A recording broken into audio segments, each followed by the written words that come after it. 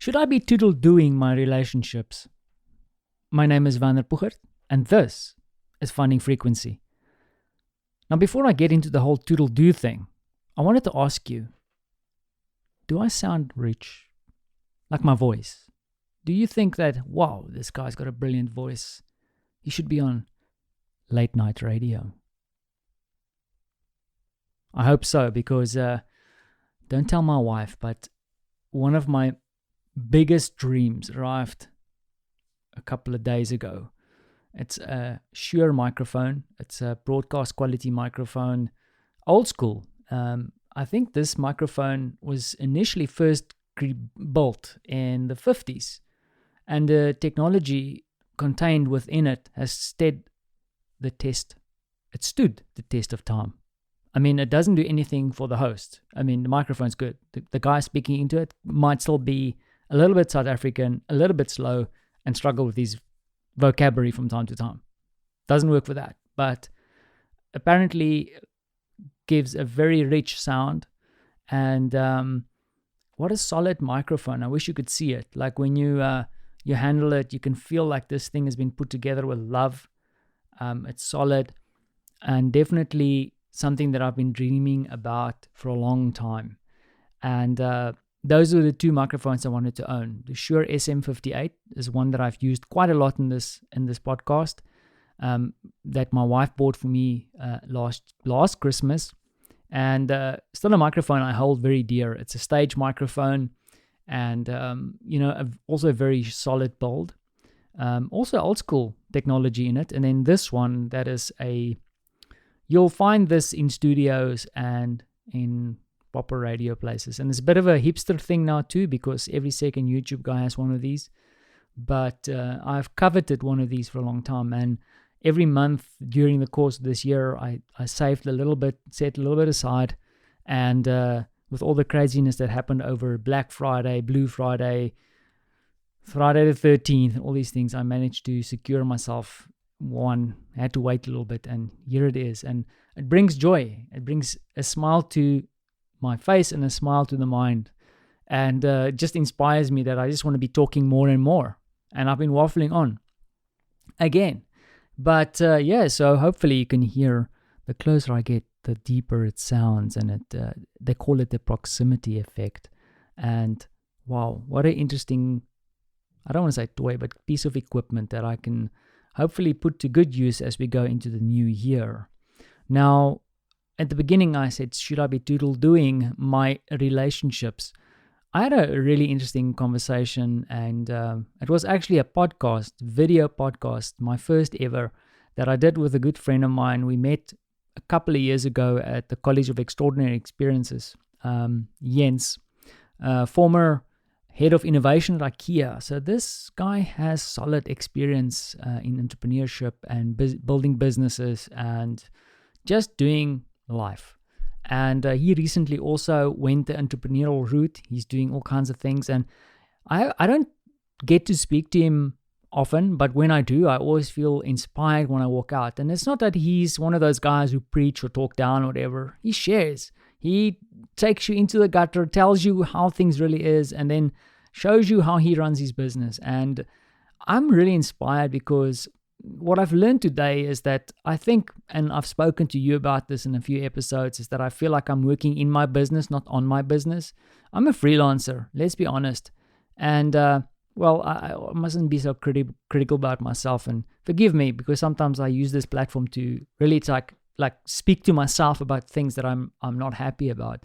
Yes, there's things that have really gone well in my business, but then there are things that I've worked on and blown laptops up and things like that is potentially not helping my business and helping me become a better entrepreneur. And I also said to him today, and I believe in that, is that if there's one thing that I want Francie, my son, to be, it's not an engineer, it's not a doctor, it's not the president of Poland. Well, he can try and go for that. I'll support him. I'll vote for him. But I want him to be an entrepreneur. I want him to have an entrepreneurial spirit. Now, it's going to be interesting for me to try and instill that in Francie, because I'm still learning myself. And like Jens said to me today, is that if Francie sees that, he might want to emulate that or pick things up, and hopefully he'll be a much better entrepreneur than his dad. Because one thing the pandemic has shown me, and no matter if you work in a corporation, work behind a cash point or delivering food, whatever, the truth is that it's really a world for the entrepreneur. Entrepreneurs are surviving. I'm seeing all around me people who have their own businesses and who are able to pivot and really look at the situation as it is at the moment. And it's really tough for a lot of us. And still maintain their business or change their business or evolve it and then still become successful or start building, growing in a stage like this. Man, that's what I want Francie to be able to do going into the future, because who knows what's going to happen next. And if he's able to do this entrepreneurial thing, yes. Oh, and by the way, I left my phone on purpose because I have a phone call soon. But then also, Jonathan and we are talking about doing one episode of Block Thinking, my other podcast. We've kind of put it on ice. And we are talking about doing maybe a show next week just to record something to catch up and kind of talk about where we are with our businesses and lives, because we stopped just after the pandemic started. So it'd be interesting to have a catch up and do an episode on that. So I'm excited about it.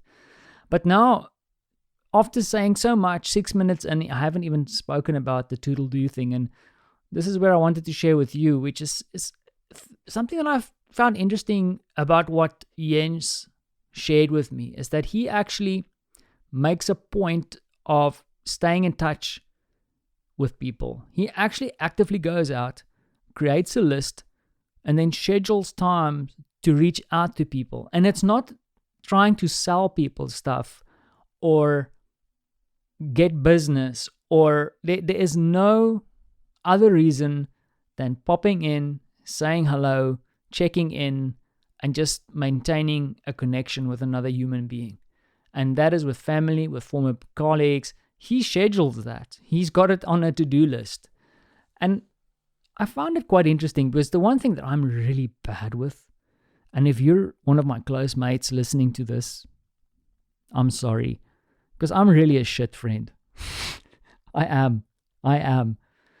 Because, I want you to know that the people in my life I hold very dear. I have friends all over the world, and my brain starts flicking through these my kind of index cards of mates that I have, and I think about people like Alta and Roman and Mike, who I know listens to this, and Omer, and my mind is going into a direction now, but then Klaus. I mean, I've got so many good friends. Jonathan is luckier than most because I hassle him nearly every week. Terry, Tammy. Ah, man, so many friends out there that, mean a lot to me. And I haven't even mentioned, tip of the iceberg. But the thing is, the problem I have is that I disappear. And it's not that I don't care and don't think about my friends. It's just that, I get so consumed about what I'm doing now that I don't reach out to them. And then when I do reach out, it's usually because I need something or something happened to them.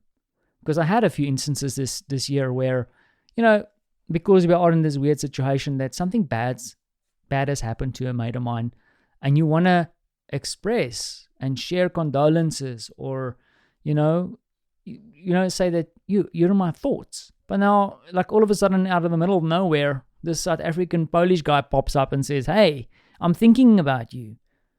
Who's this guy? He hasn't been around for come on.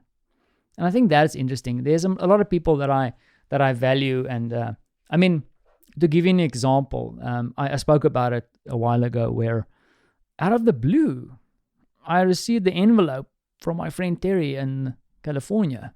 They are, if she's not running away from a fire and kind of reining in her family and dodging lockdowns and trying to stay alive under a crazy president, she still took the time to go to a post office to send me a little note to say thanks for a call we had. Wow. I'm not doing that. I feel the same way about a lot of my friends and I value them, but I have not expressed it. And maybe that is something that I want to focus on going into the new year. But also then I sit here and I get this like pressure on my heart because a lot of the people that I work with now, like, Vanner, next year, it sounds like an excuse. You should be starting right now. Do it. Pull up the list. Come on.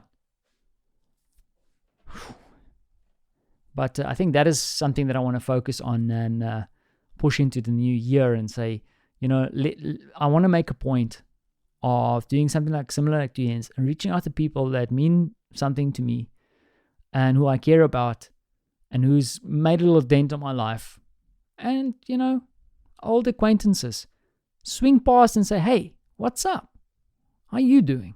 And maybe if I have something that is of interest, something that I'm doing, because that's the other thing that I've spoken to a friend of mine is like, if you have this quest of doing something, you also have in the back of your mind. So when I walk around here and I see something that's interesting that might mean something to another friend of mine, I can add that to the reason why I want to reach out. Because it's a bit weird just reaching out to people and say, hey, I've got your name on my list and I'm just popping in to say, how's it? That's in our little Afrikaans, South African thing for you. If you want to pop into South Africa, always say, how's it? You'll get a how's it back. It just means like, hello, kind of. Anyway, digressing. But seriously though, I think that is something that I've made a little sticky note. Once it's on a sticky note and stuck on my wall, it needs to get done. It's going to get done. Done.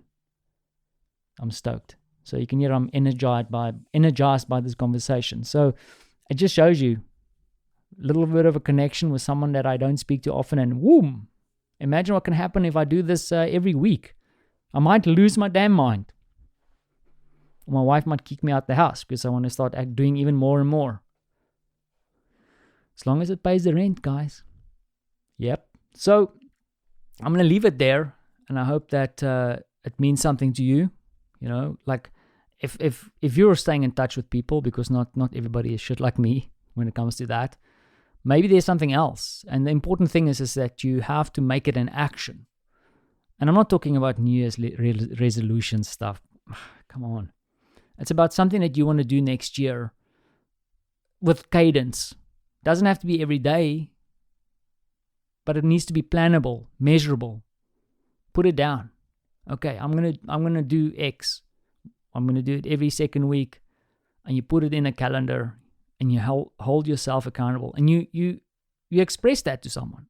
You say that, I'll be telling Martha, listen, I'm going to be reaching out to one person a week.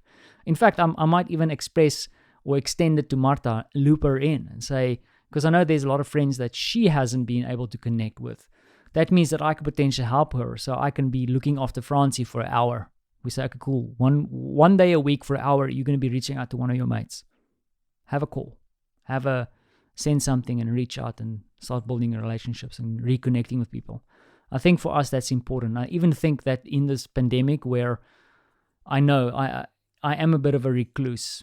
Yeah.